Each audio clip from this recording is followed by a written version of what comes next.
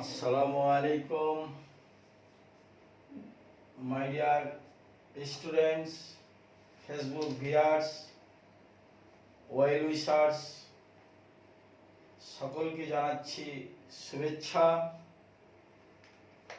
আজকে আলোচনা করব দুটো পয়েন্ট নিয়ে, গলনের সুপ্ত তাপ এবং বাষ্পীভবনের সুপ্ত তাপ নিয়ে। গলনের সুপ্ত তাপ এবং বাষ্পীভবনের সুপ্ত তাপ, এই দুটো বিষয় নিয়ে আলোচনা করব। গলনের সুপ্ত তাপকে আমরা ইংরেজিতে প্রকাশ করি LF, latent heat of fusion, যার মান হচ্ছে 3,36,000 জুল পার কেজি। যেমন 1 কেজি ভরের বরফে সুপ্ত তাপের পরিমাণ হচ্ছে 3,36,000 জুল, আর LV latent heat of vaporization এর মান হচ্ছে 22,68,000 জুল পার কেজি। অর্থাৎ পানি যে বাষ্পে পরিণত হয় তখন পানি এই তাপটা গ্রহণ করে থাকে। তো আমরা গলনের সুপ্ত তাপ নিয়ে আলোচনা করব। আমরা জানি তাপ প্রয়োগে কঠিন পদার্থের তাপমাত্রা যখন গলনাঙ্কে পৌঁছায় তখন সম্পূর্ণ পদার্থ তরলে রূপান্তরিত হওয়া পর্যন্ত তাপমাত্রার আর পরিবর্তন হয় না। যখন বরফ পানিতে পরিণত হয় তখন যে গলনাঙ্কে অর্থাৎ 0 ডিগ্রি সেন্টিগ্রেড তাপমাত্রায় সম্পূর্ণ পদার্থ তরলে রূপান্তরিত হওয়া পর্যন্ত তাপমাত্রার আর পরিবর্তন হয় না। অর্থাৎ 0 ডিগ্রি সেন্টিগ্রেডই তাপমাত্রা থাকে, আর ওইখানে তাপ থাকে 3,36,000 বরফে জুল। এখানে যে পরিমাণ তাপ কঠিন পদার্থকে তরল অবস্থায় রূপান্তর করলো, যে পরিমাণ তাপ, সেটাই হচ্ছে গলনের সুপ্ত তাপ। আমরা এটাই দিয়েছি যে latent heat of fusion 3,36,000 joule per KG. 1 KG বরফের সুপ্ত তাপ হচ্ছে 3,36,000। এইটা বরফের যে অণুগুলোর আন্তঃআণবিক যে বন্ধন, এটা শিথিল করতে বাধ্য হয়। এটা কিন্তু বস্তুর তাপমাত্রার কোনো পরিবর্তন করে না, কিন্তু আন্তঃআণবিক বন্ধনকে শিথিল করে দেয়। তাহলে আমরা জানলাম যে তাপ প্রয়োগে কঠিন পদার্থের তাপমাত্রা যখন গলনাঙ্কে পৌঁছায় তখন সম্পূর্ণ পদার্থ তরলে রূপান্তরিত হওয়া পর্যন্ত তাপমাত্রার আর পরিবর্তন হয় না। এখানে যে পরিমাণ তাপ কঠিন পদার্থকে তরল অবস্থায় রূপান্তর করলো, যে পরিমাণ তাপ কঠিন পদার্থকে তরল অবস্থায় রূপান্তর করলো, সেটাই হচ্ছে ল্যাটেন্ট হিট অফ ফিউশন, যেটাকে আমরা বলছি 3,36,000 জুল। এটাই হচ্ছে ল্যাটেন্ট হিট অফ ফিউশন, এটাই বরফের ল্যাটেন্ট হিট অফ ফিউশন। এখন আমরা আসবো বাষ্পীভবনের সুপ্ত তাপ, ল্যাটেন্ট হিট অফ ভ্যাপোরাইজেশন।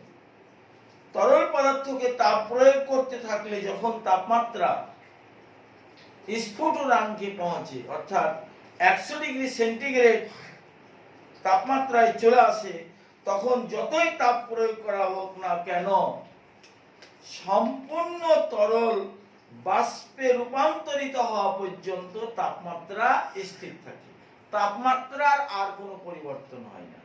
আমরা সেন্টিগ্রেড স্কেলে জানি যে সর্বনিম্ন স্থিরাঙ্ক হচ্ছে 0 ডিগ্রি এবং সর্বোচ্চ হচ্ছে 100 ডিগ্রি সেন্টিগ্রেড। এবং পানি যখন 100 ডিগ্রি সেন্টিগ্রেড তাপমাত্রায় পৌঁছে যায় তখন কিন্তু এর বেশি আর তাপ সে আর নিতে পারবে না, এবং সম্পূর্ণ তরল বাষ্পে রূপান্তরিত হওয়া পর্যন্ত তাপমাত্রা 100 ডিগ্রি থাকবে, এবং এখানে অবস্থার পরিবর্তন হতে হবে। পানি থেকে বাষ্প, একটা অবস্থার পরিবর্তন, অবস্থানের নয়। এখানে যে পরিমাণ তাপ তরল পদার্থকে জলীয় বাষ্প অবস্থায় রূপান্তর করলো, যে পরিমাণ তাপ তরল পদার্থকে জলীয় অবস্থায় রূপান্তর করলো, তাই বাষ্পীভবনের সুপ্ত তাপ। অর্থাৎ এখানে পানি তাপ নিয়েছে 22,68,000 জুল। এই তাপটা নেওয়ার পরে সে আর তাপ কিন্তু নাইনি, দিয়ে পানির মধ্যে যে আন্তঃআণবিক বন্ধন এইটাকে কিন্তু শিথিল করে দিয়েছে, এটা ভেঙে দিয়েছে। এটাই হচ্ছে ল্যাটেন্ট হিট অফ ভ্যাপোরাইজেশন। এখন যে পরিমাণ তাপ তরল পদার্থকে বাষ্পীয় অবস্থায় রূপান্তর করলো, সেটাই বাষ্পীভবনের সুপ্ত তাপ, এবং ফিগার দিয়ে দিয়েছি 22,68,000, এবং এটা 1 কেজি পানির জন্য সত্য। এটাও বরফ পানিতে পরিণত হয়, সেটাও কিন্তু 1 কেজি বরফের জন্য সত্য। এটা 1 কেজি পানির জন্য সত্য। এখন আরেকটি গুরুত্বপূর্ণ কথা আছে, বাষ্পায়নে শীতলতার উদ্ভব। বাষ্পায়নে শীতলতার উদ্ভব। যখন বাষ্পায়ন হয়, যেমন পানি বাষ্পে পরিণত হয়, বাষ্পায়নেও শীতলতার কিন্তু উদ্ভব ঘটে। উদাহরণ দিই, তাহলে বোঝা যাবে। কলসির পানি ঠান্ডা থাকে, মাটির কলসির গায়ে অসংখ্য কিন্তু ছিদ্র থাকে। গরমের দিনেও কিন্তু মাটির কলসিতে পানি ঠান্ডা থাকে, মাটির কলসির গায়ে অসংখ্য ছিদ্র থাকে। ওই ছিদ্র দিয়ে সর্বদা পানি চুইয়ে বাহিরে আসে এবং বাষ্পে পরিণত হয়। তাহলে বাষ্পে পরিণত হয়, তাহলে বাষ্পায়ন।